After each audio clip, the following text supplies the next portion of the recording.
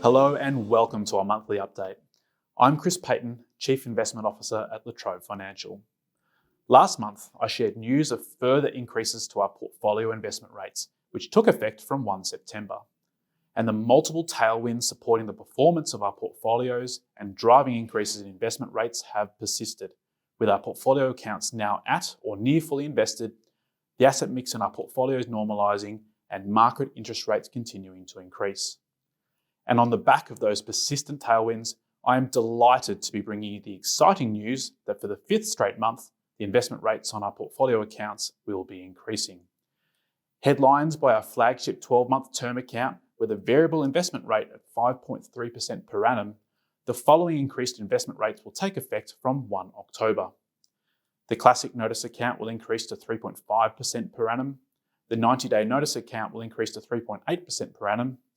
The 6-month notice account will increase to 4.1% per annum. Our flagship 12-month term account will increase, as mentioned, to 5.3% per annum. The 2-year account will increase to 5.4% per annum, and the 4-year account will increase to 6.6% per annum. All of these rates are variable and determined monthly.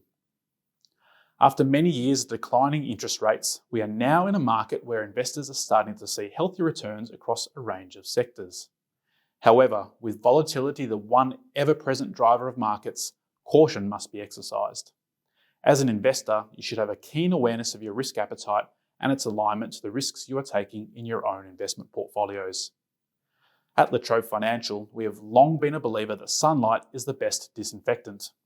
And it is why we make publicly and freely available on our website each month a wide range of statistics which report in detail on the performance and composition of our portfolios.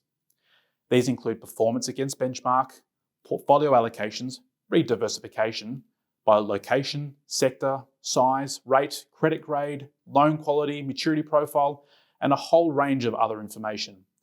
And why do we provide this level of transparency? We want to ensure investors have the largest range of information available to them. We want to ensure we can continue to be challenged on our performance and our strategy. And we challenge anyone in the market, and particularly in our sector, to show us a deeper set of monthly data made freely available to anyone who wants to take a look. While we're on the topic of portfolio data, let's take a moment to explore some key drivers of portfolio performance. Starting with diversification, and we continue to retain portfolios that are close to, if not the most, diversified in the sector. At La Trobe Financial, we have long spoken about the importance of diversification in the construction of our own portfolios, and how it really protects and insulates investors during times of market stress and volatility. Focusing on the 12-month term account, and you can see on screen, it is a portfolio weighted towards residential assets, with target exposures to other sectors. Residential exposures provide investors with underlying asset class resilience, while target exposures to high-yielding sectors provide that extra income our investors have come to value. Mortgage assets within our portfolios continue to be diversified by location, ensuring exposures across the widest possible markets. We maintain broadly equal allocations in New South Wales and Victoria, while following the population across the remaining capital cities. Finally, looking at the number of loans in our portfolios, and we haven't found a fund in our sector that comes close to offering this level of diversification. Rather than holding a small number of big loans, we focus on a very granular holding. That is to say, a large number of smaller loans. In fact, at 31 August, the 12-month term account held 10,771 individual exposures, with an average loan size of just over $586,000. The granularity of this holding, spread across sector and geography, provides the foundation of which we have generated the low volatility yields over 2 decades. With that summary of our portfolios, let's now turn to some further statistics from our monthly portfolio report, again freely available for the world at large to view on our website. In an environment of increasing market interest rates, keen observers will be watching for non-performing loan performance as a potential canary in the coal mine.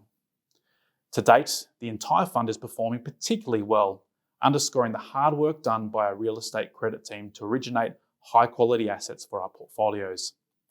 As at 31 August 2022, of the 12,287 individual loans across the entire credit fund, just 58 are in short-term arrears of 31 to 60 days. Indeed, total arrears have actually been falling month on month.